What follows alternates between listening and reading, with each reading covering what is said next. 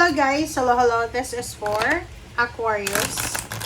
Aquarius, welcome dito sa aking channel, Kapalaran 888. Alamin natin kung anong kailangan nating marinig para sa lahat ng Aquarius. At ay para sa Mercury retrograde cycle, June 29 hanggang July 23. Importante to guys, doon sa mga hindi nanonood ng mga Mercury retrograde na reading, naku, manood kayo guys, napaka-importante. Bakit? Kasi ano siya, mga awareness yan, mga warning sa, alam niyo ba na yung Mercury retrograde, yan yung mga panahon na maraming mga aksidente, ganyan, mga unexpected. So, kailangan nating makinig dyan.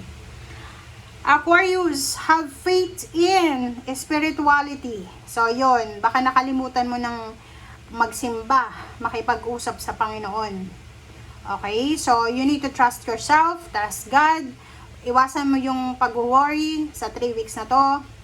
And now is the time sa mga pinaplano nyo dyan. So kung hindi kayo sigurado sa kung anong gusto nyo sa buhay, gamitin nyo yung Mercury retrograde na to para makapag-isip.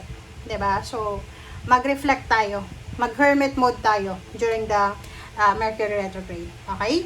So, dito din sa nakikita ko sa'yo, yung mga daily routines mo, work habits, physical well-being, ay posibleng may mga realignment, reassignment, or may mga reset na mangyayari. Okay? So, like yung schedule nyo sa trabaho, pwedeng panggabi ka dati, ngayon pang umaga na, yung mga work habits nyo, so, yung health issues, ganyan, ganito. So, may mga ano kayo, simple, small habits na posibleng makaka-apekto sa personal life nyo. Kaya, kailangan nyo ng alisin or i-reset natin. Okay? So, kung nasa day-to-day basis yung schedule mo, medyo makakaramdam ka ng pagod. Okay? Maybe next week, medyo makakaramdam ka na nadidrain ka. Na parang feeling mo hindi ka makahinga, overwhelmed ka kasi pagod ka. So, sinasabi ng baraha sa'yo dito na mag-focus ka lang sa kung ano yung priority mo sa ngayon. Huwag mong pagsabay-sabayin. Like for example, eto yung gustong magkaroon ng magandang katawan. Gusto mong maging sexy. Okay? Healthy body. So, i-organize mo muna yung eating habits mo. Okay? Bago ka mag-exercise. Huwag mong pagsabay-sabayin. Lalo kung may mga health issues kayo, ganyan, ganito. Okay? And magkonsulta muna sa doktor. Okay? And simplifying mga schedule na yan sa trabaho, sa loob ng bahay, and pay attention sa physical, mental, psychological well-being mo. Kasi yun yung parang siyang magiging importanteng subject mo siya sa July. Okay?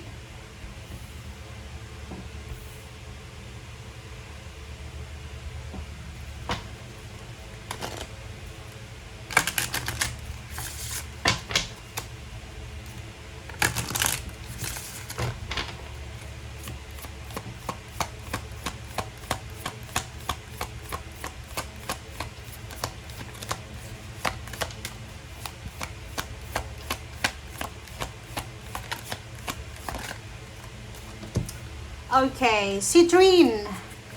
May mga unnecessary ka, mga hindi importanteng mga inaalala sa buhay na kailangan mo nang alisin. Yung mga burdens mo, burdens of worries na hindi na nakakatulong sa everyday life mo, na siyang nagiging dahilan kung bakit ka nai-stress everyday.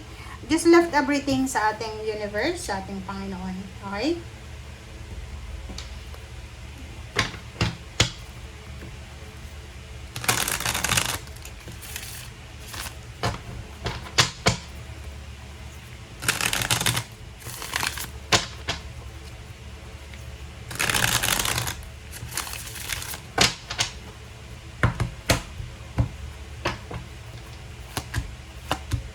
Alright, so 8 of Cups and King of Wands.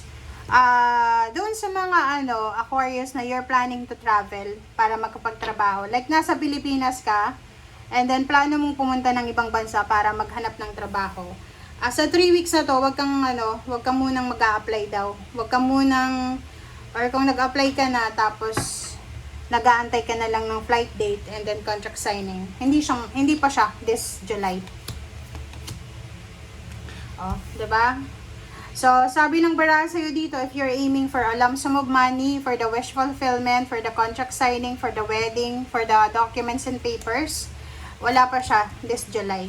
Okay? Kaya isa yun sa rason kung bakit ka na-stress. Pwedeng yung person mo to, pwedeng yung boyfriend mo, yung asawa mo, siya yung pupunta ng ibang bansa. So, posibleng ma-delay yung flight niya, yung travel niya. So, medyo nagkaka-anxiety kayo together. Or pwedeng yung iba nasa long distance relationship. So, yun yung rason ng anxiety and depression. Kung may bala kang gumastos ng maraming pera, mag-celebrate sa 3 weeks na to, ipagpaliban mo muna, pag-isipan mong mabuti. Kailangan mong mag-save ng pera. Kailangan mong maging masinop sa paghawak ng salapi.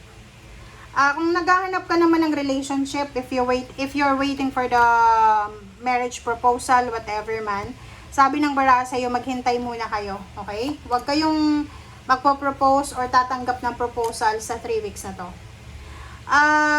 Nakikita ko sa'yo dito na napapagod ka na. Pagod ka na, Aquarius, kung kailan ka ba magiging masaya. Yung parang ang nakikita ko sa'yo dito na kahit mayroon kang trabaho, may love life ka, may pamilya ka, meron ka nang wala ang iba, pero yung contentment mo ay 0 level. Okay? Love life. Oh. Sabi ng Baraha, huwag tayong magmamadaling magpakasal, magkaroon ng relationship sa 3 weeks na to. Kasi ang 3 weeks na to, malaking bagay to eh. Ang 3 weeks, ilang araw ba yan? 7 times 3.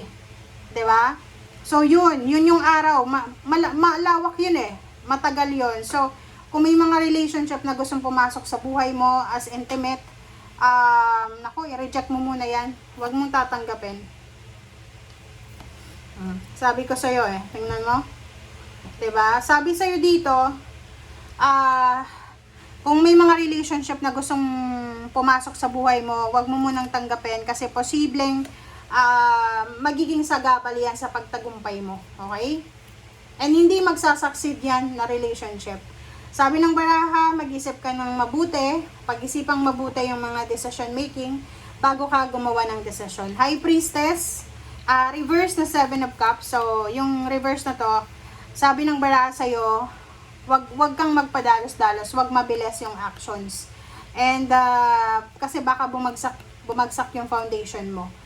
Sabi ng Baraha dito, kung expecting ka ng tulong, financial help, or ikaw yung inaantay na magbigay ng tulong, walang mangyayari sa July na to.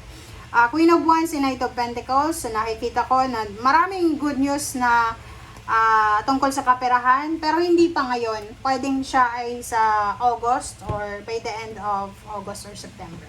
Okay, thank you guys for watching. Bye!